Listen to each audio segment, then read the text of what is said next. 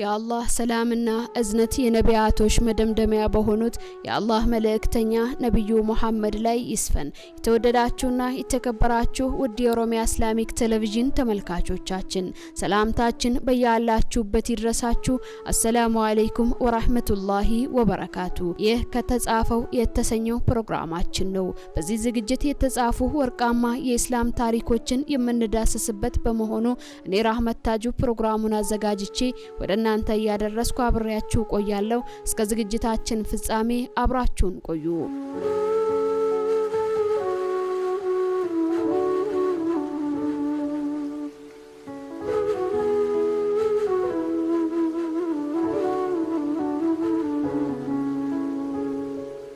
የአረቢያን ፖለቲካዊና ሃይማኖታዊ ይዘት ስንዳስስ እንደነበር ይታወሳል። በመሆኑም በዛሬው ከተጻፈው ክፍል 4 ዝግጅት ማህበራዊ፣ ኢኮኖሚያዊና ስነምግባራዊ ይዘታቸውን እንዳስሳለን። በአረቦች ማህበረሰብ ውስጥ የተለያዩ ባህሪና ደረጃ ያላቸው ልዩ ልዩ የማህበረሰብ ክፍሎች ነበሩ።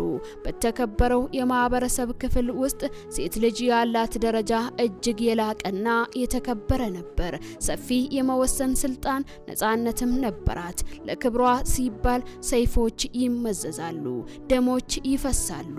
አንድ ሰው በማህበረሰቡ ባለው ቦታ እንዲከበርና እንዲሞገስ ከፈለገ ለሴት ልጅ ያለውን አያያዝ ይበልጥ ያሳምራል። ሴት ልጅ ከፈለገች ጎሳዎችን ለሰላም ማስተባበር፣ ካሻችም በመካከላቸው ጦርነት መቀስቀስ ትችላለች። ይህም ሆነ ይህ የቤቱ ኃላፊ አባወራው መሆኑ አጠያያቂ አልነበረም። የሴት ልጅ የጋብቻ ሁኔታ በወኪሏ እጅ ላይ የወደቀ ነበር። የእርሱ ቃልና ውሳኔ ለድርድር የሚቀርብ አይደለም። በተከበሩ የማህበረሰብ አባላት ዘንድ የነበረው ሁኔታ ይህ ቢሆንም በሌላኛው ማህበረሰብ ክፍል ውስጥ ደግሞ የጾታዎች ግንኙነት ጋጤ ወጥነትና ዝሙት ሊሰኝ የሚችል አይነት ነበር። አቡ ዳውድ አይሻን ጠቅሰው እንደዘገቡት በቅድመ እስላም ከአረቦች ዘንድ 4 የጋብቻ አይነቶች ነበሩ። አንደኛው የተለመደው አይነት ጋብቻ ነው። አንደኛው የእንስቷን ቤተሰብ ያናገራል፣ ስፈቅድላት ያገባታል። ሌላኛው የጋብቻ ባል ሚስቱን ከወር አበባ ስትጸዳ ወደ ሌላ ወንድ ሂዳ እንድታረግዝ ያደርጋታል። ወደ ተባለው ወንድ ትሄድና ይገናኛታል። ማርገዟ እስኪረጋገጥ ድረስ አይደርስባትም። ማርገዟ ሲረጋገጥ ባሏ ከፈለገ ይገናኛታል። ይህን የሚያደርገው ልጅ ፍለጋ ነው። ሶስተኛው አይነት ጋብቻ ቁጥራቸው ከ10 የማይበልጥ ወንዶች አንዲትን እንስት ይገናኟታል። በዚህ ግንኙነቶች አርግዛ ከወለደች ከቀናት በኋላ ወደ ወንዶች መልእክት ትልካለች። ሁሉም ሲመጡ ሁላችሁም እንደተገናኛችሁኝ ታውቃላችሁ፣ እነሆ ወልጃለሁ፣ እገሌ ወይ ልጁ ልጅህ ነው በማለት የአንዱን ስም ትጠራለች። እርሱም አባትነቱን ይቀበላል። አራተኛው የጋብቻ አይነት ብዙ ወንዶች አንዲትን እንስት ይገናኟታል። ይቺ ሴት መገናኘት ለሚፈልጋት ወንድ መልእክት ይሁን ዘንድ በሩቁ የሚታይ መልእክት ከበሯ አጠገብ ታንጠለጥላለች። ወንዶች መልእክቱን እያዩ ገብተው ይገናኟታል። እምቢ አትልም። ስትወልድ የተገናኟት ሁሉ ይሰባሰባሉ። ዘር አዋቂ ልጁን ወደ አንደኛው ያስጠጋል። ሰውየውም አባትነቱን ወዶ ይቀበላል። ነብዩ መሐመድ ሰለላሁ ዐለይሂ ወሰለም ሲላኩ ይህንን የመሐይምነት ዘመን ጋብቻ ውድቅ በማድረግ የአሁኑን የእስልምናን ጋብቻ ብቻ አጸደቁ። በጦርነት ወቅት እንስቶች ከወንዶች ጋር ይሆናሉ። አሸናፊ ወገን የተሸናፊውን እንስቶች እንደልቡ ያለ ገደብ ይገናኛታል። በዚህ ግንኙነት የሚወለዱ ልጆች እድሜ ልካቸውን ሀፍረት እንደተሰማቸው ይኖራሉ። የመሐይምነት ዘመን ወንዶች ምስቶች ገደብ አልባ ነበሩ። እህታማማቾች የአባት ምስቶች እርሱ ከሞተ ወይም ከፈታቸው በኋላ ያገባሉ። ፍች የወንዶች ያልተገደበ ስልጣን ነበር። ዝሙት በሁሉም የህብረተሰብ ክፍሎች ተስፋፍተዋል። በዚህ ውርደት ውስጥ ነፍሶቻቸውን ላለመዘፈቅ የወሰኑትና የጸኑ በጣት የሚቆጠሩ ሰዎች ካልሆኑ በቀር መላ ማህበረሰቡ ከዝሙት ባህር ውስጥ ተዘፍቀዋል። ከባህሮች ይልቅ ጨዋ ሴቶች ከዝሙት በመራቅ ይሻላሉ። ባሮች እጅግ በሚያሳቅቅ ሁኔታ በዝሙት ተዘፍቀዋል። አብዛኛዎቹ የቅድመ እስላም ሰዎች ከዚህ ውርደት ውስጥ በመዘፈቃቸው ነውር መስሎ አይታያቸውም። አቡ ዳውድ አምር ቢን ሹዓይብን ጠቅሰው እንደዘገቡት አንድ ሰው ከነብዩ ዘንድ ቆመና የአላህ መልእክተኛ ሆይ የገሌ ልጄ ነው፣ በቅድመ እስላም እናቱን ተገናኝቼ ነው የወለድኩት አላቸው። እርሳቸውም እንዲህ አሉ፣ የቅድመ እስላም ልምድ ተወግደዋል። ልጅ የባለ ፍራሹ ነው።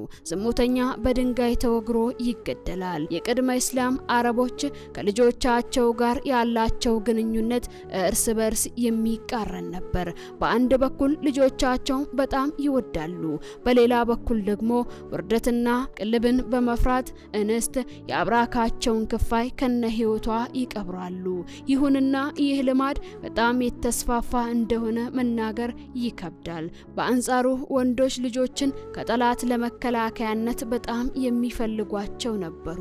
ከወንድሞቻቸው፣ ከአጎቶቻቸው፣ ከልጅና ከጎሳቸው ጋር የነበራቸው ግንኙነት ጠንካራ ነው። አንድ ሰው ለጎሳው ክብር ሲል ይኖራል፣ ለዚህም ዓላማ ሲል ይሞታል። በጎሳው አባል መካከል ጥልቅ የአንድነት መንፈስ ነበር። የማህበራዊ ስርዓቱ መሰረት የጎሳና የዝምድና ትስስር ነበር። ወንድምህን በዳይም ይሁን ተበዳይ እርዳው የሚል ብሂል ነበራቸው። መርዳት በቀጥተኛ ትርጉሙ ማለትም እስልምና እንዳስተማረው በደልን እንዳይፈጽም ማቀብ ሳይሆን ከእርሱ ጋር አብሮ መበደል ነው። ይሁንና ለክብርና ለስልጣን የመፎካከር መንፈስ በአንድ ጎሳ አባላት መካከል ሰይፍ ያማዝዛል፣ ደም ያፋስሳል። በአውስና በኸዝረጅ፣ በኢብስና በዚባአን፣ በበክርና በተግሊብ እንዲሁም በሌሎች ጎሳዎች መካከል የታየው ደም የማፋሰስ ሁኔታ ለአብነት ይጠቀሳል። በአንጻሩ በጎሳዎች መካከል የነበረው ግንኙነት የጠላትነትና የሽኩቻ ነበር። ጦርነት ይበዛዋል። አንዳንድ አጉል ልማዶቻቸውና ፍርሃቶቻቸው የጦርነቱን እሳት ያራግቡ ነበር። በጎሳዎች መካከል የሚደረግ የትብብር ውል ጎሳዎችን ያቀራርባል። በተቀደሱ ወራቶችም ደም ላለማፋሰስ እገዛ ያደርጉላቸው ነበር። በአጠቃላይ የአረቢያ ማህበረሰብ ማህበራዊ ይዞታ እጅግ የላላና የተዳከመ ነበር። ማህይምነት እጅግ የነገሰበት ሁኔታ ነበር። እንቱ ፈቶ እምነቶች አድማሱን ሞልተውታል። ሰዎች ልክ እንደ እንስሳ ይኖራሉ። እንስቶች እንደ ቁስ ይሸጣሉ፣ ይለዋወጣሉ። የህዝብ ግንኙነት አልነበረም። አልፎ አልፎ መንግስት ቢኖርም ሀሳባቸው በህዝባቸው ሀብት ካዝናቸውን መሙላት ወይም በጠላቶቻቸው ላይ ጦርነት መክፈት ብቻ ነበር። የቅድመ እስላም አረቢያ ሰዎች በርካታ መጥፎ ስነ ምግባሮች ይኖሯቸው እንጂ ፍጹም ሊካዱ የማይችሉ እጅግ የሚያስደንቁና የሚያስደምሙ በጎ ባህሪያትም ነበሯቸው። ቸርነት፣ ቆራጥነት ከመልካም ስነ ምግባራቸው የሚጠቀሱ ሲሆን በቀጣይ ክፍል የምንዳስስ ይሆናል። የተወደዳችሁና የተከበራችሁ ውድ ተመልካቾቻችን ለዛሬው ከተጻፈው ያዘጋጀንላችሁ ክፍል 4 በዚህ ተጠናቋል። በክፍል 5 ሳምንት እስከምንገናኝ ድረስ ወሰላሙ አለይኩም ወራህመቱላሂ ወበረካቱ።